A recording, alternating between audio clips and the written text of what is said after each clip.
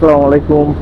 এর একটা আমেজ চলে এসেছে, মানে কিছুটা কুয়াশা কুয়াশা ফিল হচ্ছে, আর গায়েও একটা ঠান্ডা অনুভব হচ্ছে।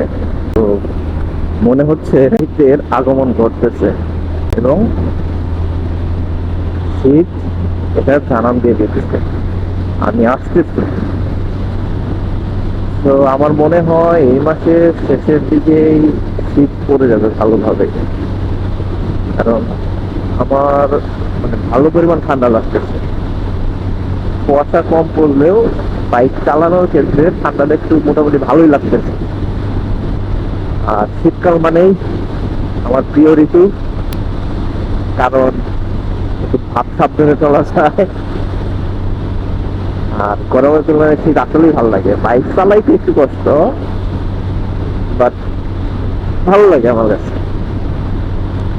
কার কার আমার মতো শীত ভালো লাগে অবশ্যই কমেন্ট সেকশনে জানাবেন।